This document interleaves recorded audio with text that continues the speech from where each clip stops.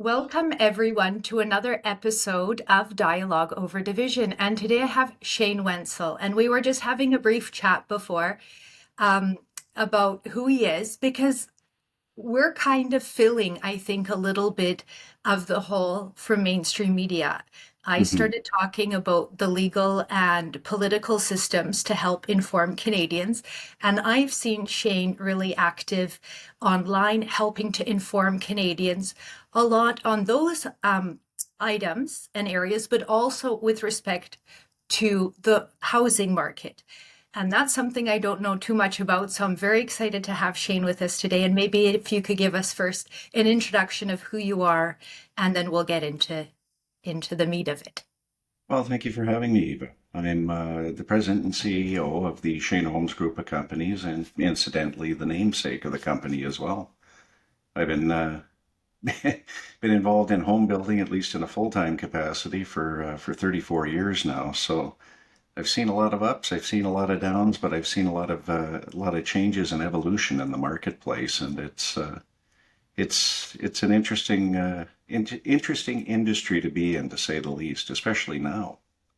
Yeah. Well, I'm really excited to get into this because I think that this is one of the topics that is a little bit overwhelming for most because Mhm. even for myself looking at it from a government perspective, who's involved, how do they get involved, and we see the jockeying online, federal government this, provincial, municipal, and I'm just really excited to dig into this a little bit more. So Okay. housing and market, so 34 years, clearly you have quite a bit of experience and you've seen a lot of different policies come into play.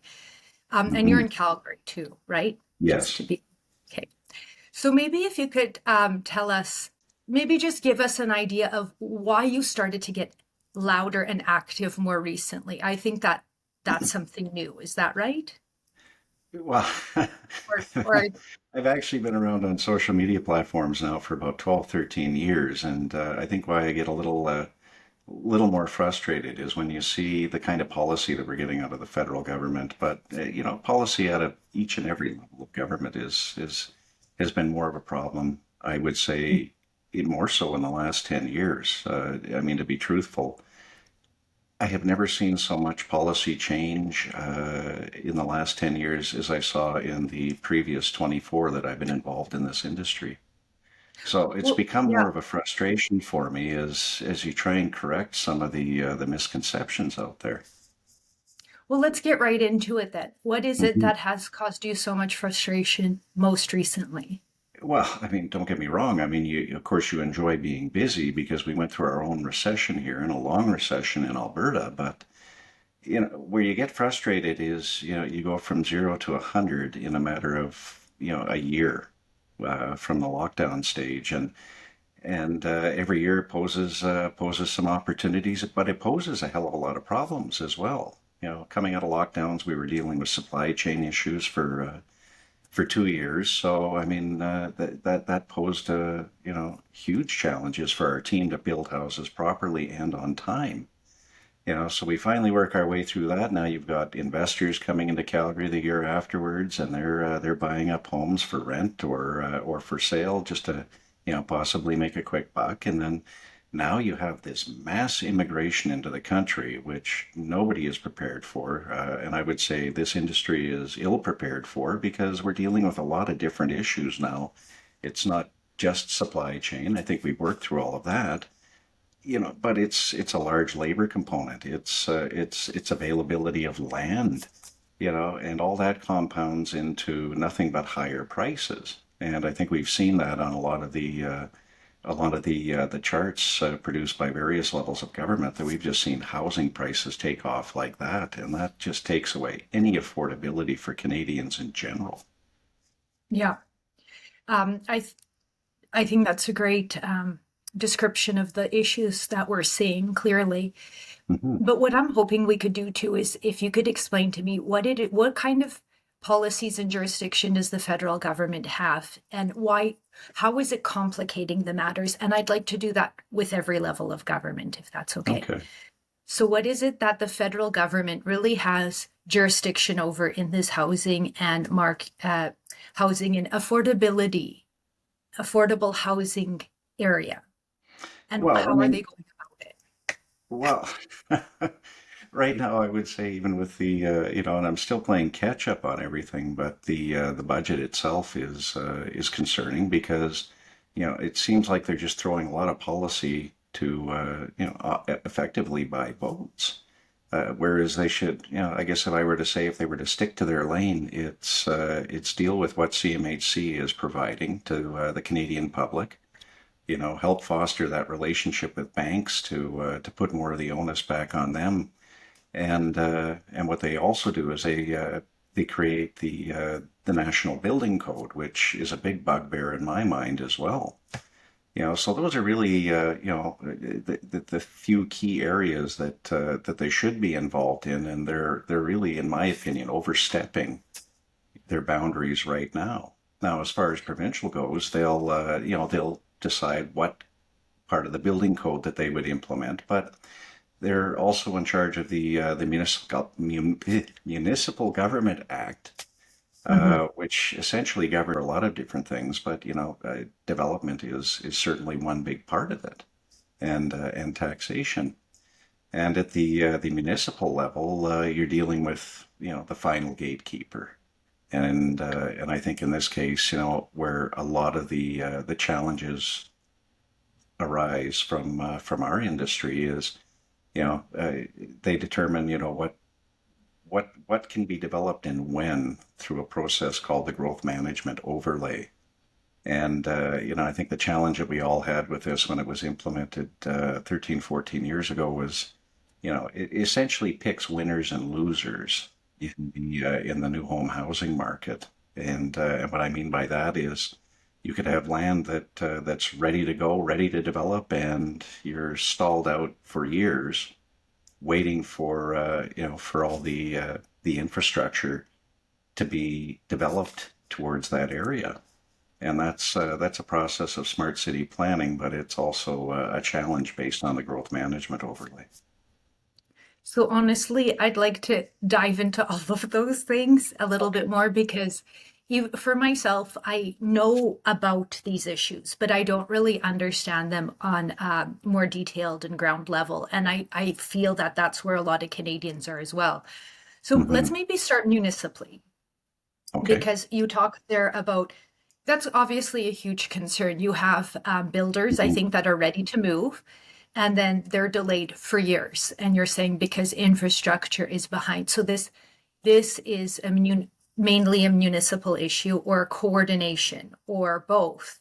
So maybe let's just walk through and like, please explain this like to a kid or somebody that doesn't have much experience Yeah, with that's it what I'm because going to do is try and explain yeah.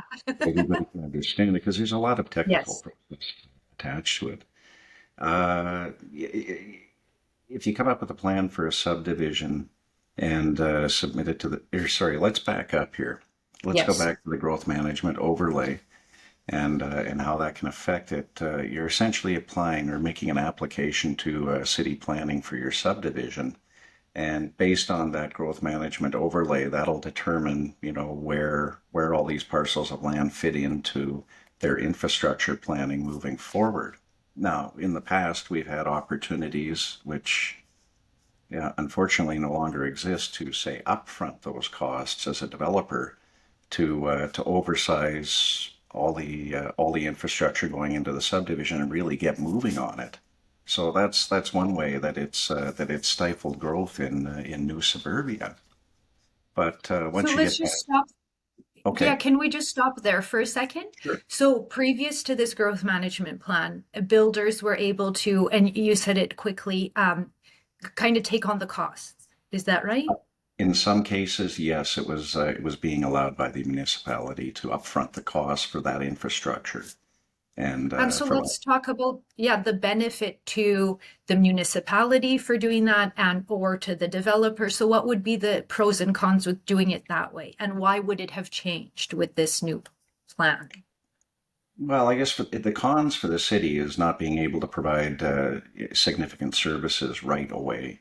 So your transit, your police, your fire, and that might pose a roadblock in the past to upfronting that infrastructure. So they don't have they don't have the available funding to go ahead with those additional services. So, I mean, those are some of the cons that would be attached to it. The Hmm. pros are that you're able to get more raw land onto the marketplace and really keep that pricing at a reasonable level for for your average citizens, so they can get into a new home. Where you when you stall something like that out, then again it's simple economics. It's supply and demand. So when you stifle the supply and the demand is there like it is now, it's almost a feeding frenzy when you're trying to purchase a home.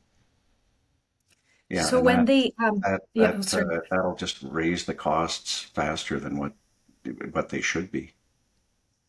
So when this plan was rolled out, Hmm. was there communication with the development members in the development community? Was there a discussion of how maybe we could work together on ensuring that these services aren't um, or these developments aren't completely stifled, but recognizing that services are going to come later or anything like that? Well, there's certainly been discussion. I know you try and keep that open discussion through Build Calgary, which is our professional organization that advocates for the industry. Hmm. I think the challenge comes in is that we're talking, but no one's listening, and especially now, you can see why 13 years later we're running into the issues that we are, because Hmm. we've lost that voice down at City Hall. It seems it's almost like we've become the enemy, whereas in the past we seem to have a very strong working relationship. And you kind of long for those days because that's when everybody got along and nobody was an enemy, and we were all in it together to help build this city properly. Yeah, and that's clearly unfortunate. And I think that that's what we're seeing in a lot of different areas is that Hmm. there's, rather than listening and talking and working collaboratively, we don't see that. Yes. Do you see now that these issues are being exposed a little bit more, that there is a willingness to listen, at least by some people, or is it still public enemy number one, It's builders? I would say it's still kind of an adverse relationship Okay. that again you would love to be able to foster, but it's been limited over the years. Now, if we could get back to a better, stronger working relationship, yeah, I think you could pull off a few miracles. Okay. And this is on a municipal level. This is on a This is, municipal level, yes. and given that the province, oversees municipalities, has there been talk, or would you see a benefit to have some kind of like having the province ensure that there's kind of an open relationship or an opportunity for that cooperation that you talked about before? Or is this just incumbent on the municipalities to do it? It's really incumbent on the municipalities. Again, I think it's an ideology that's kind of infected planning over the years. Where I think the best description I've heard of so far is that when you go into the past of where Calgary was, for example, you had more engineers at the planning level, and that's how the city managed its growth. I would suggest better. Whereas now you have pure planners coming out of school with an ideology that Calgary or Canada in general is Europe, and we have to build up, not build out, because it's cheaper in the long run, which I can assure you it's not. Yeah, and that argument or ideology has, it just so strange to me if you've ever Mhm. even been to Europe, because you're not comparing apples to apples, and you can't take what has happened in Europe and plonk that into downtown Calgary or Edmonton or suburbia of Edmonton and Calgary or Yes. any other cities in Canada. So I think that that's incredibly silly, and I can't believe that they're actually teaching that in planning school. So that's a bit concerning. Yeah, and yeah, I agree with you 100%. I mean, North America in general is very unique, and Yeah. when you hear comments like urban sprawl, to be honest, a Calgary or an Edmonton, they have no idea what urban sprawl is. I've been down to larger regions in the United States. In fact, one of our expansion cities is Dallas, and that would fit the definition of urban sprawl. And for the last 10 years, they've been significantly more dense.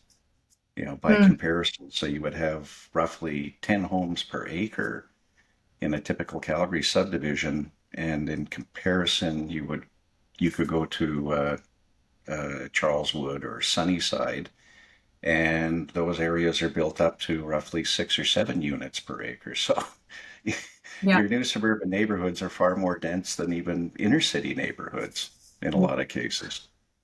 Well, and neighborhoods are one thing. I used to do some work, both for landowners and very briefly with the city of Edmonton for expropriation.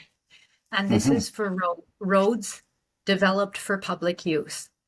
And Yes. early on in my career of it, there was somebody was talking about how purposely in Canada we make the roads larger than in Europe or anywhere really, and you could see it.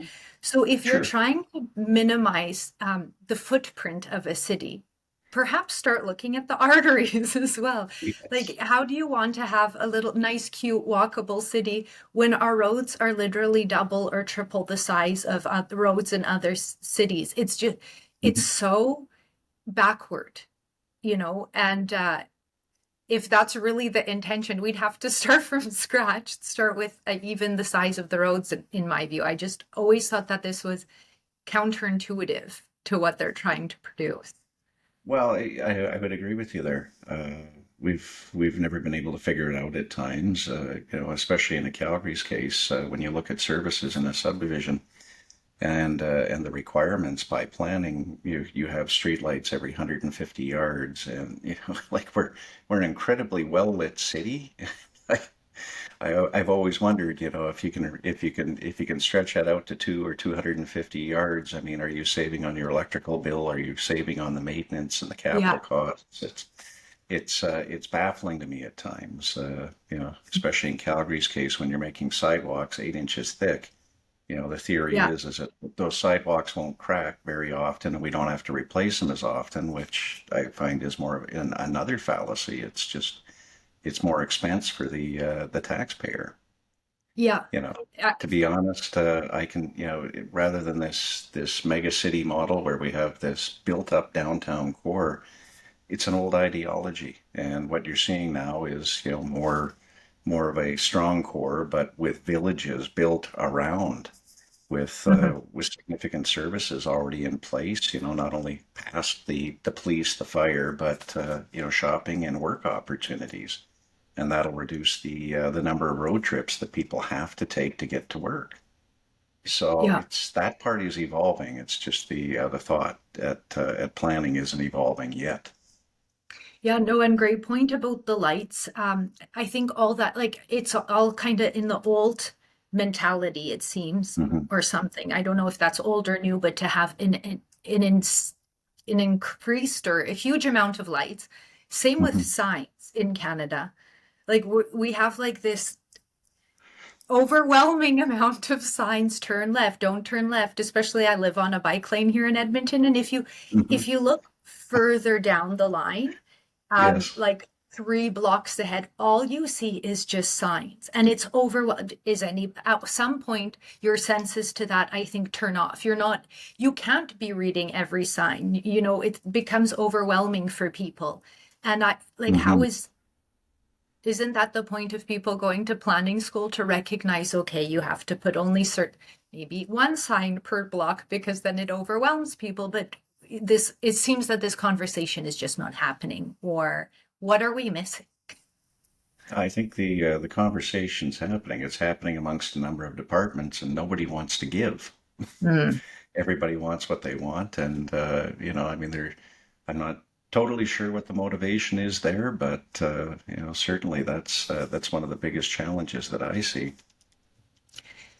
Yeah, that's really unfortunate, because we just see it, and we Hmm. think, and I think this is what's opened the eyes of many people now, is we think somebody's in charge and knows what they're doing, is doing it in the best interest of everyone. So we kind of give them, their working room, and then we're recognizing that, oh no, this doesn't seem to be in the public interest. This doesn't really seem to be helping people. So maybe we need to start asking more questions and demanding answers. And that's where I'm seeing a little bit more of the conversation now, which I think is actually great. I don't think we should be shying away from that at all. It's kind of get back to basics and start from there. Yeah. And have that cooperative conversation, like you said. Mhm. Especially when, on a local level, these people are in your neighborhoods and in your community. So I think there's a huge opportunity, and I say this as much as possible because I'm trying to get people involved in their civic responsibility. The one thing Mhm. that local government offers as well is you can go directly in front of the mayor and the council and make a presentation to them.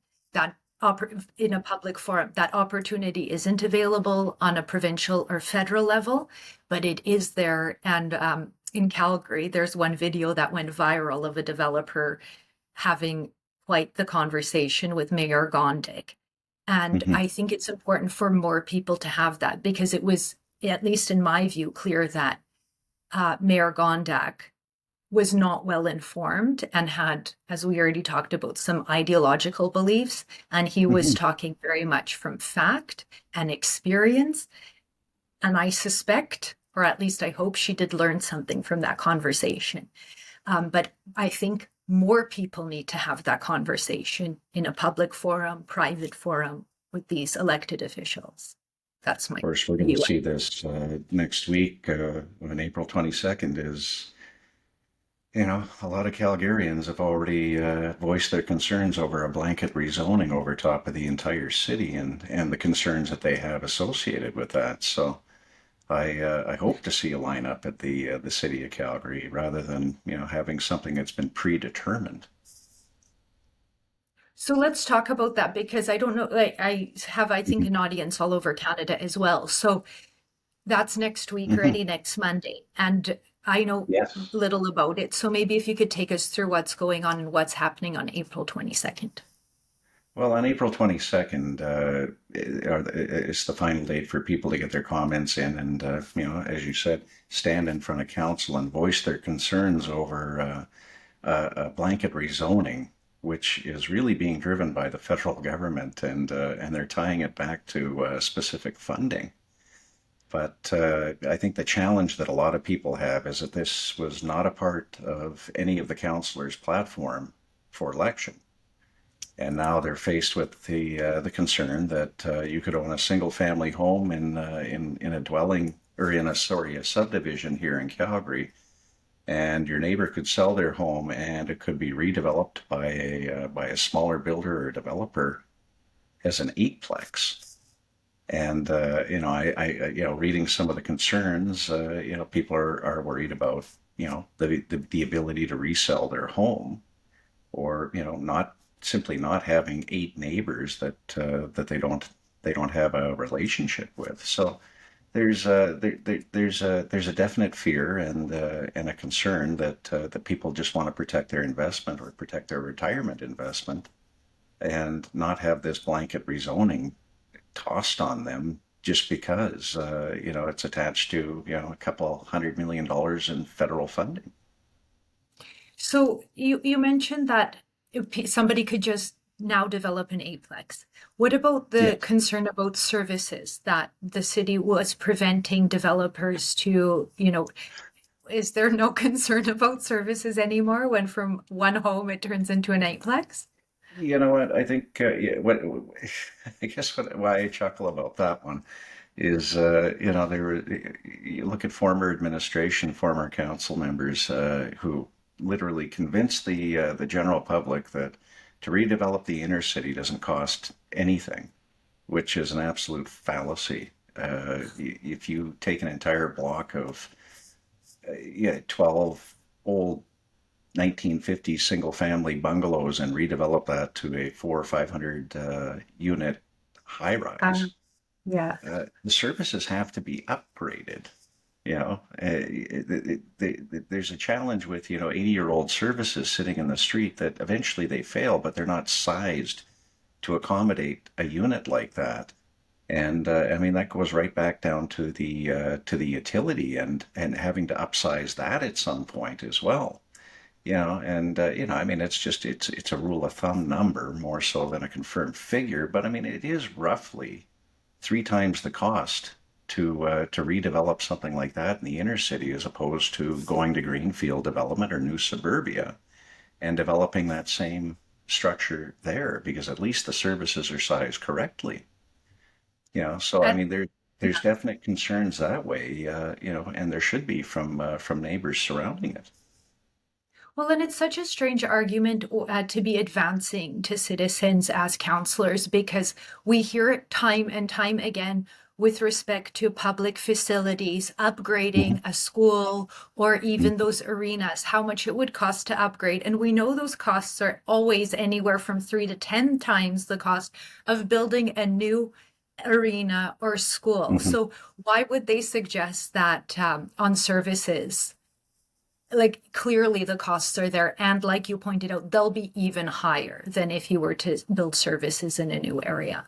Yes, I think at the time it was an argument more against suburbia and the alleged sprawl that these comments came out and this fallacy was created. Hmm. So I think let's skip over the province for a second because you Sure. mentioned that the blanket rezoning is tied to federal government funding. So Hmm. can you explain that to us a little bit?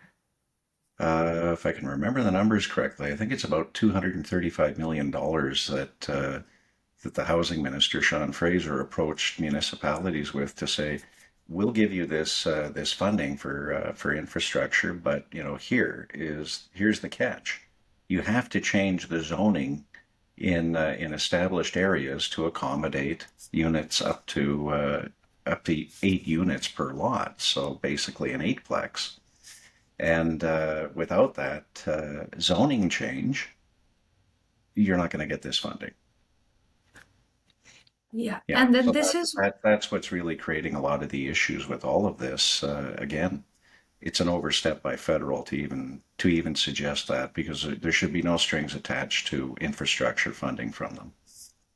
Well, and this is where I've had a conversation with somebody else kind of on the inside is this is any of this money actually going to infrastructure or is this money just going to municipalities to implement this blanket rezoning and other manage it? Are you aware of that at all? Unless you're able to audit the books at the city, I would No. I couldn't even tell you to be honest with you. Because One that's a would hope, concern but that was, yeah. Sorry, go sorry. ahead. No, please go ahead. Well, one would hope that this isn't just being taken into general revenue and applied in other areas. I would assume there's some checks and balances in place, but again, without a full audit, how would you ever know? But I guess my question is more general too, is Okay. as a developer or especially with affordable housing, which everybody talks about, and no, I don't think many people understand at all how it all works.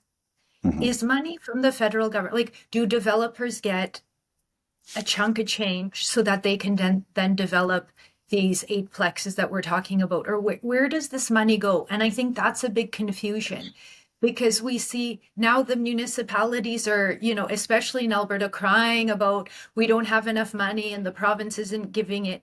But what is it for, this $235 million that the city is getting? Is it actually going to build homes? Is it actually going to help the housing crisis? And that's the thing that I'm trying to get my head around because from all the talk I hear, it doesn't seem to be going there.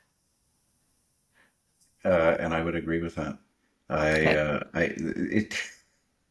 The one challenge that I've had with the federal government and especially the housing minister is, where are these funds actually going? What are they supposed to be Yeah. applied to? It's like a vague promise of money, but is it left up to the municipality? Is it for upgrading infrastructure? If it's upgrading infrastructure, that's not really doing anything to help. a housing crisis, or True. get the costing down on houses. It's just going to upgrade infrastructure, which is a wonderful thing because the cities can always use more to do that. But I think the challenge is that you have a focus on developed areas already, and that's going to pose some challenges, especially for affordability, because what I sell on a $180,000 lot in suburbia is going to cost you two, possibly three times as much in the inner city to replace. That's not Yeah. affordable. That's densifying more than anything, and that helps that ideology out. Well, and I'm so glad you said that even if the money goes to services, because I was going to say, oh, wouldn't that be great if it goes to the services, upgrading or developing them? And Mhm. immediately you said that doesn't actually help the housing crisis, which is, so again, No, we're back to the point is, you're what upgrading is this. this That's money it. actually for? Because this So is where I've been kind of, how does that bring the cost of a new sorry, home down? I think there's a bit of a delay I said that, sometimes, so I'll yeah, let you. and that's sure. That's the problem. Is it just upgrades the services? It doesn't actually bring the cost of a house down. It all it's doing is upgrading those 80-year-old services in the street. So then let's talk about this. Hmm. Affordable housing, because I keep going back to it because I just don't understand it. Who is building them? It's not the federal government, it's not the provincial government, and it's not the city, I don't think. Hmm. It's developers. Yes, privately owned builders, developers, and that's our core business. And of course, we want the prices to be as affordable as possible, because when you begin to price people out of the marketplace, there's less people who can afford to buy, and they ultimately, the only choice that they have is to become renters. And I mean, to be honest, we'll go to wherever the market tells us it's going, but at the same time, I always grew up with the thought that people wanted that dream. They wanted to have and own their own home. Yeah. Yeah. Whether it's a condo because they like the convenience or an Sure. acreage because they like that lifestyle. But the goal, I think yes, of course, is to own a home. And I don't think that's changed really for the majority. But there I will think the always be a majorities market for rental.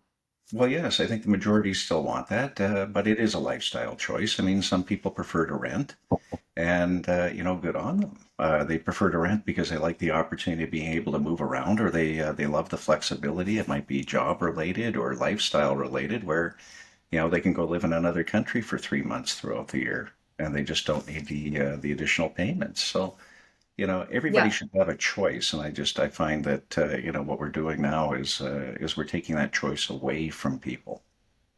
That's Well, and concerning. the other factor is in order for somebody to rent the house, somebody has to own the house. Yes. So, who is going to be the owner? And take that responsibility to fix the house, to pay for the property tax that the municipality gets. And Hmm. maybe I'll just mention that right now is because I think just to give a little bit of context too, because we hear again so much jockeying for number one, it's Canadians' money. This is not municipal money. This is not provincial money. This is not federal money. Citizens of Canada are taxed in various Yes. ways, and then that government is supposed to use that tax in order to provide services. Municipalities get money from property taxes, so Hmm. buildings on in the city, and then they're supposed to provide services to Yes. those citizens. A different revenue stream, federal money, different revenue stream, and they get the biggest pocketbook, and that's why they get to kind of wave their wand sometimes saying we have the magic money, just Hmm. if you want some of this magic money, municipality, these are the strings that are attached, and we've seen a lot of that. And I'm Hmm. happy to see in Alberta that Danielle Smith is really standing up to that because I don't think that's fair. I don't think that's right to Canadians, and I think it's great that there's some. And Quebec has been doing this for a long time. Yes. Another point.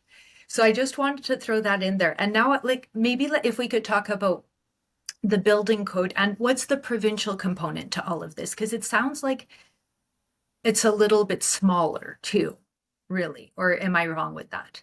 No, It would be about roughly the same, but I mean, this really is provincial jurisdiction when it comes to Yes, the housing, building. and again, which part of the building code that they're prepared to implement, because what's good for Ontario is not necessarily good for Alberta. Yeah, Ontario So is a can you very just humid describe climate. that first? Yeah, Well, can you just provide an example? Well, I mean, Ontario is a very humid climate, so they require certain building codes to accommodate that environment. Whereas Alberta is a very dry climate, and our codes may not need to be as stringent, but we're also a hell of a lot colder. As we've Hmm. experienced over our short and long winter, it gets cold here. It gets very, very cold here, and you know, certain aspects of the code are not applicable in or in Alberta in general because of that. So we have to, again, stretching it out here, I would say you have a resource-rich province. We survive on natural gas and the oil and gas as well, just to heat our homes. You go down to Ontario, I mean, there's a plethora of hydropower available. So yes, of course. I mean, we tend to go to what we know and what's kept us warm all these years. But I think the challenge that I have, if we jump up to the National Building Code, the push now is to achieve net zero on housing, which I've always said that net zero is a loser, and I still maintain net zero is a loser because it's unachievable. It's Hmm. unachievable, and it's unachievable because it depends on how people live in their homes. If somebody wants to set their heat to 17 degrees in their home, all the power to them. But some people like to set it to 21, 22 degrees because they want a different level of comfort. Some people have Hmm. more electronics they have to plug in. Some people, just prefer to leave the windows open. So you blow apart the entire concept of net zero at that point when it comes to housing.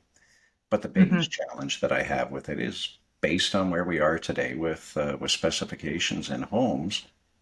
It would cost roughly $30,000 more on an average 2,200 square foot two-story to implement what the federal government has deemed as the new national building code.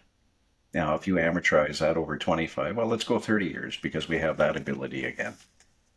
It's going to be over $60,000 more for the end purchaser to pay for their home. How is that working Hmm. toward affordability? It seems kind of bass backwards to me. But and when I said the province has a smaller role in it, I meant as in it implements or mandates, dictates the Yes, building code. yes, But in terms of actually developing houses and or developing land and building houses, again, this all goes to yes, developers. And it seems like nobody is talking about developers in this conversation. It's federal government this, provincial government that, municipal government. From what I know, at least, and please correct me if I'm wrong or explain it, is how I see it is the municipality just comes, you have an engineer stamp and a design stamp, and then you go to the municipality, and basically what they're just doing is going through a check and then giving you approval. But really, they're not changing anything. They're just making sure that you're agreeing with the bill or that you've complied with the building permit and mandates and land use bylaws.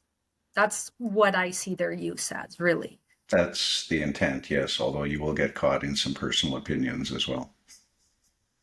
Well, So, then, as in that they're adding more value to the that process. Is eh, that the personal opinion? no, the personal opinion might be the way the subdivision's laid out, the Ah, timing and location of specific properties, say commercial.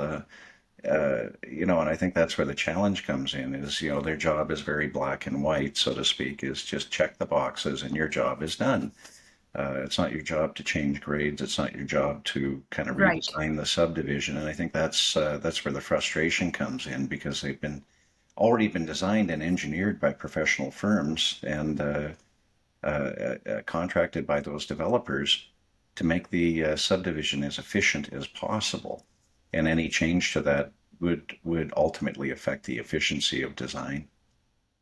Well, and that's what I'm trying to get at and trying to get my head around. You know, let's talk about the $235 million. If Hmm. it's not putting one shovel in the ground to help make a house. No. That's where it seems. And so that's where I think people need to better understand that and start to question, what is that money for another person to review your building permit? Or what? Really, where is that money going? And I'm pretty sure, from my understanding, that's where it's going. So is that really helping anyone in the long run? Well, Well, again, it's not getting the pricing of a home down. All it's doing is opening up the doors to densification in developed neighborhoods. right. Um, so the one point you mentioned right off the bat was the CMHC, and I'm not Yes. even going to guess because I don't remember what it stands for. I know it's like mortgage housing, but this is like, if people aren't in this business, Hmm. I had to deal with them once, one and done. I haven't had to in years now. So what is the federal government's role with the CMHC, and maybe give us some background on that? The Canada Mortgage and Housing Corporation, and I believe the reason it was incorporated or it came into being many years ago was an alternative source to the banking system to help Canadians get into their new homes with a lower down payment and a lower interest rate. Hmm. So really, are And you? what's happened since? I think the mandate has grown well beyond where that originally came to. So it was meant to supplement Canadians to again to get into their home with a minimum down payment and a preferred interest rate, and it was only there to supplement it. I mean, but now it seems to be the major source of mortgages in Canada, which I think is cause for concern. Uh, Mm. when the bank, the onus is no longer on the banks, it's on the Canadian taxpayer to help supplement this. So you begin to So become a little yeah, bit concerned that the mortgage debt is growing at that level and at an astonishing rate. so can you actually break that down? So if you sign up with the CMHC, Hmm. there's there's a portion of that that goes to your mortgage. And why Yes. is the taxpayer on the hook? Well, because the taxpayer is insuring that mortgage. So if somebody defaults on the mortgage, it goes back to that entity, as opposed to it going back to the bank. Now, I mean, the preferred rate might be a little bit higher than the bank, and that's largely because of that insurance. But it's also allowing for a 5% down payment. Right. Yeah, no, No, I these mean are they've got their checks and balances, and there shouldn't be that many defaults. But I become a little bit concerned when interest rates have jumped up the way they have, and people go back for renewal. yeah. And what are the checks and balances? I think this is something Canadian taxpayers we should be more informed about and be asking more questions about as well, because that's not something, again, me not being in this industry didn't really turn my mind to very much. Yeah, yeah. Well, And you're and right. and again, a lot of people wouldn't because it's kind of a one and done. You get your mortgage and you go to it from Yeah. there. But understanding the implications of it, and how it affects future tax rates, and that's got to be a cause for concern. Yeah.